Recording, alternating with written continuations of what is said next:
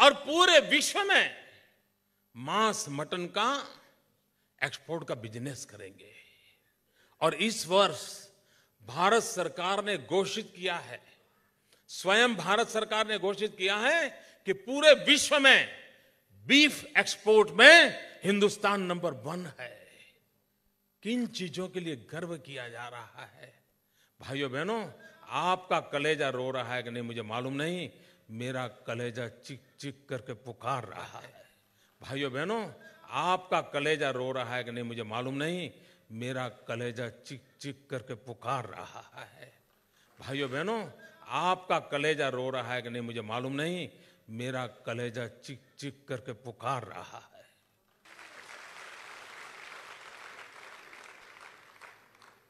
और आप कैसे चुप हैं, क्यों सह रहे हैं, मैं समझ नहीं पाता हूं दोस्तों। और इसके लिए क्या क्या योजनाएं बनी हैं? आपको आश्चर्य होगा, गुजरात का किसान कॉटन पैदा करता है। अगर हम कॉटन एक्सपोर्ट करते हैं तो भारत सरकार उस पर ड्यूटी लगाती है, लेकिन अगर आप मटन एक्सपोर्ट करते हैं तो भारत सरकार सब्सिडी देती है। ये मेरे देश की जड़ों से उखड़े हुए लोगों का मिजाज देखिए। भारत की जड़ों से जो उखड़ गए हैं, उन्होंने कॉटन एक्सपोर्ट पर ड्यूटी, मटन एक्सपोर्ट पर सब्सिडी। ये उनका खेल है। आप कहिए भाइयों बहनों, क्या कभी कोई आपसे ये वोट मांग सकता है कि आप मुझे वोट दो, मैं आपको इतना पैसा दूंगा? ऐसे वोट मांगा जा सकता है क्या? जरा जोर से बताओ ना, मांगा जा सकता है? ये कांग्रेस के नेता कहते हैं अगर आप हमारी सरकार बनाओगे तो हम आपको गायों की कत्ल करने की इजाजत देंगे। भाइयों बहनों, क्या ये हमें मंजूर है? क्या इलेक्शन कमीशन ऐसी चीजों को माफ करेगा? ये कैसे कह सकते हो आप कि आप अगर हमें वोट देंगे तो हम आपको गायों की कत्ल करने का इजाजत दे देंगे? कांग्रेस के एक नेता ने बयान दिया है। भाइयों बहनों, अपने पिंक रिवॉल्यूशन को सफल करने के लिए अगर आप कत्ल खाना खोलते हैं तो आपको 5 साल तक इनकम टैक्स की माफी मिलती है। अगर आप कत्ल खाना खोलते हैं तो आपको केंद्र सरकार 50 करोड़ रुपए तक सब्सिडी देती है। अगर आप कत्ल खाना खोलते हैं, स्लॉटर हाउस खोलते हैं, तो दिल्ली की सरकार आपके मटन को अपने स्लॉटर हाउस से एक्सपोर्ट करने के लिए, पहुंचाने के लिए रास्ते में जितना सफर करना पड़ता है, पर किलोमीटर 5 रुपया ट्रांसपोर्टेशन अलाउंस ये दिल्ली की सरकार देती है। और इसके कारण हमारे पशुधन की कत्लेआम चल रही है, हमारे गायों की कत्लेआम चल रही है, और हमारी गायों को विदेश भेजा जा रहा है, कत्ल की जा रही है। की तादाद में बांग्लादेश में हमारी गायों को स्मगल करके ले जाया जाता है। वहां कतनिया में मटन एक्सपोर्ट करने का धंधा बांग्लादेश में विकसित हो रहा है। और दिल्ली की सरकार चुपचाप बैठी है मित्रों। और तब जाकर के कर्नाटक का कांग्रेस के नेता, आप अगर हमें वोट देंगे तो हम आपको गायों की कत्ल करने की इजाजत देंगे, इस प्रकार के चुनावी वादे करते हैं। और मैंने उस दिन कहा था कि मैं द्वारिका नगरी से आया हूं और मेरी द्वारिका नगरी का यदुवंश के साथ सीधा सीधा नाता है। और यदुवंश का नाता होने के कारण मुझे अपनापन महसूस होना बहुत स्वाभाविक है। भाइयों बहनों, मैं हैरान हूं जो यदुवंश श्री कृष्ण की पूजा करता है, जो गौ पालन करता है, जो गौ की सेवा करता है, वो किन लोगों के साथ बैठे हैं? उनके नेता किसके साथ मिलकर के राजनीति कर रहे हैं? वो लोग जो इस हिंदुस्तान में पशुओं की कत्ले आम करने में गर्व महसूस करते हैं। गांव के गांव पशुधन काटा जा रहा है, पशुधन की चोरी हो रही है गांव गांव से। बांग्लादेश में पशु चोरी करके ले जाए जाते हैं। हिंदुस्तान के कई कोने में बड़े बड़े स्लॉटर हाउस बने हैं। और इतना ही नहीं भाइयों बहनों, ये दिल्ली में ऐसी सरकार है, वो किसान को तो सब्सिडी देने को तैयार नहीं है। अगर मेरा यदुवंश से जुड़ा हुआ भाई गाय पालन करना चाहे तो उसको सब्सिडी देने को तैयार नहीं है, लेकिन गाय काटने वाला, पशु काटने वाला, देश की दूसरी नदियों को तबाह करने वाला अगर कत्ल खाने करता है तो दिल्ली की सरकार सब्सिडी देती है। सल्तनत का निर्णय है पिंक रिवॉल्यूशन। व्हाइट रिवॉल्यूशन देखा, ग्रीन रिवॉल्यूशन देखा, अब वो कह रहे हैं पिंक रिवॉल्यूशन। और उन्होंने, ये वाकई उनकी वेबसाइट पर अवेलेबल है, दिल्ली में बैठी हुई मैडम सोनिया जी के नेतृत्व वाली कांग्रेस सरकार का एक एजेंडा है पिंक रिवॉल्यूशन। ये पिंक रिवॉल्यूशन है गुलाबी क्रांति। ये गुलाबी क्रांति क्या है? मटन का जो कलर होता है ना, वो पिंक कलर का होता है। ताली किसके लिए बजा रहे हो मेरे भाइयों? ताली किसके बजा? आंख में से आंसू टपकने वाले मेरी बात जब सुनोगे तब आपके रोंगटे खड़े हो जाने वाले हैं। किस प्रकार के निर्णय किए जा रहे हैं दिल्ली में। और विजय जी, कांग्रेस के नेता यहां बैठे हैं, मेरी पीड़ा यहां व्यक्त करना उचित मानता। उन्होंने पिंक रिवॉल्यूशन का नारा लगाया है और ये भारत सरकार को लगता है कि फॉरेन एक्सचेंज कमाने के लिए हिंदुस्तान से गौ मांस का अगर एक्सपोर्ट होता है तो सबसे ज्यादा कमाई हो सकती है। और इसलिए भारत सरकार अधिकृत रूप से गौ मांस एक्सपोर्ट करने के लिए 50 करोड़ रुपए तक की सब्सिडी अगर आप अच्छा कत्लखाना बनाना चाहते हो तो भारत सरकार देती है। आप बच्चों के लिए दूध रखने के लिए अगर फ्रीज मांगोगे तो 50 रुपया देने के लिए तैयार नहीं है, लेकिन गौ मांस दुनिया में भेजने के लिए एक एक व्यक्ति को टोटल 50 करोड़ नहीं कह रहा हूं, अगर 10,000 लोग आज आ जाए कि बहुत बड़े मोस्ट मॉडर्न स्लॉटर हाउस बनाना है तो हर एक को 50 करोड़ देने की योजना ये दिल्ली में बैठी हुई सरकार की है। भाइयों बहनों, ये 2012 में भारत सरकार के जो अंक प्रसिद्ध हुए उसमें कहा है कि हिंदुस्तान में एक्सपोर्ट में सबसे अधिक को एक्सपोर्ट किया गया है तो बीफ का किया एक्सपोर्ट, गौ मांस का एक्सपोर्ट किया गया है। ये अधिकृत रूप से भारत सरकार ने बड़े गौरव से अपने अंक प्रदर्शित किए।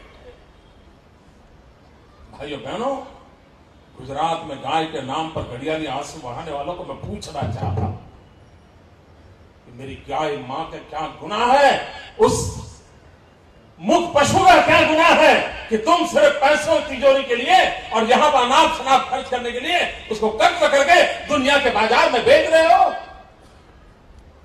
भाइयों बहनों, बांग्लादेश में लाखों की तादाद में हमारी गायों की चोरी करके स्मगलिंग करके उसको बांग्लादेश ले जाया जाता है। बांग्लादेश से उसकी कत्ल होती है और दुनिया के बाजार में बांग्लादेश कमाई करता है, बीफ बेचता है।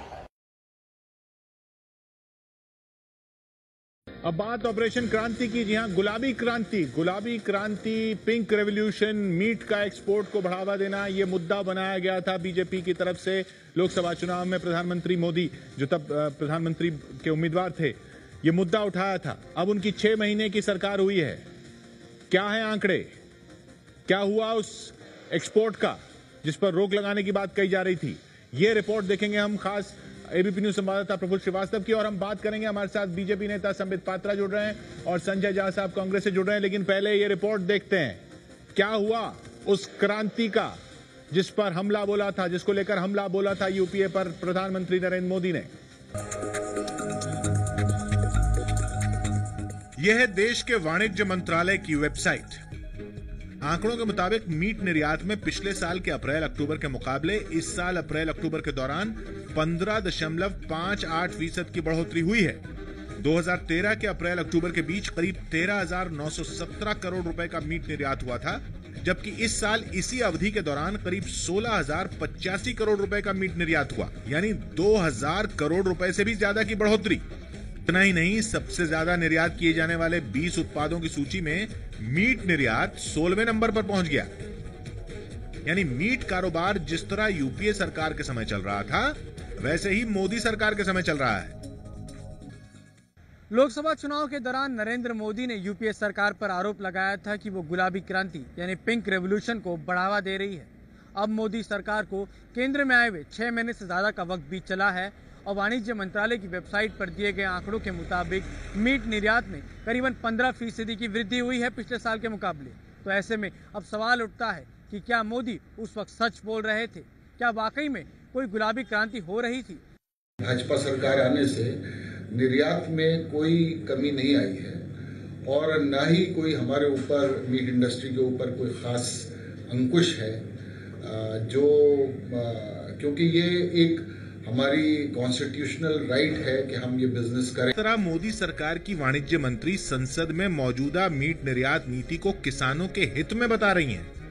मौजूदा निर्यात नीति किसानों, पशुपालकों, मीट उपभोक्ताओं, व्यापारियों और मीट उत्पाद से जुड़े कारोबार मसलन डेयरी, चमड़ा और पशु खुराक के हित में है। इस व्यवसाय से जुड़े हुए लोगों का, जानकारों का मानना है कि बढ़ती मांग और अच्छी गुणवत्ता के चलते भारत में मीट का निर्यात बढ़ने के आसार हैं और लगातार इसमें बढ़ोतरी दर्ज की जा रही है। आइए अब हम आपको आंकड़ों से समझाते हैं कि हर साल किस तरह मीट का निर्यात बढ़ रहा है। अभी कुछ दिन पहले 28 नवंबर को संसद में दी गई जानकारी के मुताबिक 2011-12 के दौरान 13,741 करोड़ रुपए के मीट का निर्यात हुआ। वहीं यह बढ़कर 2012-13 में 17,409 करोड़ रुपए का हो गया। 2013-14 में पिछले सारे रिकॉर्ड को तोड़ते हुए निर्यात 26,457 करोड़ रुपए तक पहुंच गया। चाहे यही है कि नरेंद्र मोदी जी जब ये भाषण दे रहे थे, उसी वक्त गुजरात से मेरे पास सबूत है, गाड़ी का नंबर का सबूत है कि गुजरात में गैर कानूनी तरीके से निर्यात मीट का एक्सपोर्ट बढ़ा है और वहां पर कसाई खाने खुलेआम चल रहे हैं गुजरात में, जहां पर नरेंद्र मोदी जी मुख्यमंत्री थे। वेंकैया नायडू जो उनके अभी पार्लियामेंट्री अफेयर्स मिनिस्टर, उन्होंने मजाक में कल 2 दिन पहले कहा है पार्लियामेंट पर, वेजिटेरियन खाएगा तो मर जाएगा, वेजिटेरियन खाने से आदमी जिंदा नहीं रह सकता है। तो यही इनके पार्टी का सोच है। यहां पर इस पर एक राजनीतिक रंग है, वो तो हम लोग सब जानते हैं, लेकिन ये यूटर्न सरकार भारतीय जनता पार्टी को, इसीलिए हमने कहा है कि ये बीजेपी की सरकार यूटर्न है। पात्रा, 2 मिनट रुकिए जरा। आपके प्रधानमंत्री आज जो उन्होंने कहा था कि सेंट्रल गवर्नमेंट, केंद्र सरकार एक टैक्स कट दे रही है, मैं आपको अभी पढ़ के बताना चाहूंगा कि अरुण जेटली जी ने मीट एक्सपोर्टर्स को, जो लोग कसाई खाना चलाते हैं या पैकेजिंग करते हैं, उन्होंने अपने बजट में नोटिफिकेशन में एक्साइज ड्यूटी को 10% से लेके 6% किया है। और यही कारण है कि यहां पर आप जो मीट के निर्यात की बात कर रहे हैं, नंबर बढ़ रहे हैं। तो ये मोदी जी, अरुण जेटली जी ने देश के साथ विश्वासघात किया है। ये सब जो लोगों की भावनाओं को भड़काते हैं, चुनाव जीतते हैं। और अंत में देखिए, excise duty notification number 12/2014, central excise dated 11 July 2014, machinery use for meet exports में एक्साइज रिडक्शन फ्रॉम 10% to 6%। इसका जवाब देंगे संबित पात्रा जी? क्योंकि आपने हम पर आरोप लगाया था कि हमने सब्सिडी दी, टैक्स कट आप दे रहे हैं, आपकी